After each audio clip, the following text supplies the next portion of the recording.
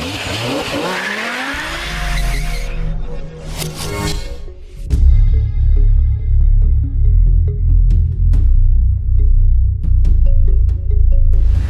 VW came up with the MLB SUV platform, all of its conglomerates wanted to make full use of it. So Porsche came out with the Cayenne, Bentley came out with the Bentayga, Lamborghini came out with the Urus, VW came out with the Touareg, and Audi came up with the Q8. The brand has already used it for the Q7, but this is more of their stylish flagship for the SUV range. It is the fifth offering of the SUVs, and compared to the Q7, it's a bit shorter, a bit wider, and a bit lower, and the styling is very different.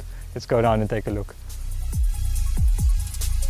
Before we talk about the styling, I have to tell you that this Q8 is fitted with something called the Black Package, which is 83,500 Rand. With that, you get these 22-inch wheels, you get a black door mirror housing, black roof rails, some different bumpers as well. The design overall, you can see compared to the Q7, it's more of a coupe-like design. It actually, if you put it next to a Urus, it looks almost exactly the same in terms of the silhouette. It's going to suit someone who wants an SUV that stands out a bit more compared to your normal Audi. So the interior, you could call it typical Audi, but the design is a bit of a step above what it's usually doing. The main focus with the interior is definitely this infotainment system, which fits in very nicely with the dashboard. For a first of its kind, it's also got like a haptic feedback, so it's more of a solid touchscreen that you have to press down, which I haven't experienced before. I quite like it, but it's still a bit of a mission to use when you're driving. You start to take your eyes off the road, so for new users, it will be a challenge. Also, I don't like how it gathers the fingerprints so easily. Because you're using more pressure on it, it's gathering more fingerprints. Everything else, it's a very straightforward interior, simple to use. The buttons are right where you need them to be. It's not a mission to find anything. It has a virtual dash, which looks like it is standard on this car, but with the interior, there are a lot of things that are optional. So we're going to go through the list and see what this car doesn't actually come with that you have to pay extra for. So at base, this Q8 with the 3-litre engine, which we'll talk about later, costs 1.388 million. But this car we have here has 280,768 Rand worth of options on it. The first one is the metallic paint, which is white. That's 4,400. I don't think the paint is that outstanding. The next one is all-wheel steering, which a car like this really doesn't need. I mean, that's something you find on the AMG GTR, not a big SUV. That's 19,127, so you could go without that. The trailer hitch, I understand why some people would want that. You're probably going to use this car to go on adventures with families and that. So there's a bit of logic behind that. And the boot space is smaller than the Q7, but that's 16,260 Rand, which is a bit more expensive than other cars, but it's not too far from the usual price range. It's got the sports steering wheel with multifunction buttons, shift paddles, and a flat bottom. It's a 3-spoke. Audi has it in the entire range. It's 1,947. That's not bad. I actually wouldn't mind that option if I were going for it. The side airbags at the rear seats is 6,000 Rand. It's also not bad considering that those are usually expensive options, and I think it's a must-have in a car. It should actually be standard. Lane departure warning, always nice to have. I always feel that the safety options should be in one package. In the Audi, it's not. That is 5,220 Rand. The one that shocks me the most is the heads-up display, which in cars is usually never a very expensive option. In the Audi, it's 23,080 Rand, which is a bit nuts because it doesn't look much greater than anything else that you get. Finally, we've got the S-Line Sports Package, which is 43,680 Rand.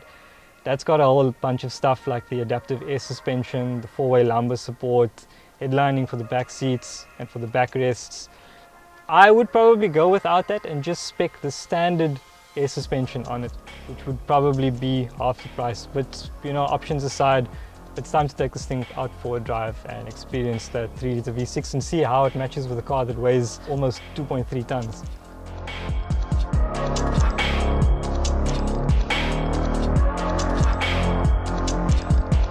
So as I said before, this car is very close to 2.3 tons. The claimed weight is just over 2 tons, but when you put it on our scales, it's a lot more. It's probably because of the extra options it's been fitted with. And this car has the 3-litre V6 single turbo that was the same as our SQ5 long turbo. But here it feels a bit less capable, and that's probably because of that extra weight. There is a lot of turbo lag in this engine, a lot more than what I remember from the other models. Even if you put it in sport mode, it's very noticeable. In-gear acceleration is great, the engine is very capable once it's in the revs. But again, this car isn't really aimed to be a full-on driver's car, it's more of a lifestyle leisure car. You can tell that by the way it rides. This one has the air suspension sports that's part of the S-Line package, which all that does is drops the standard air suspension by 15 millimeters. I would recommend going for the standard air suspension because you don't really need a sporty suspension in this car. Our fuel figure was way above claimed, and it would not be very generous in traffic and stop and go driving situations. The big question is whether this is a better choice over the Q7, because essentially it is, in terms of packaging, a more compromised product. You get a bit more length with the Q7, you do lose a bit of that width. If you are looking to turn heads, if you're looking to stand out, this is the one you're going to want. But if you want an SUV that you can use on a daily basis, that is very capable, a little bit older, and still very nice to drive on a daily basis, the Q7 is probably going to be the one that you want to get. Also save a bit at the bank as well, and fit some nice options to that, which will still probably be less than this car's 1.3 million and price tag at base.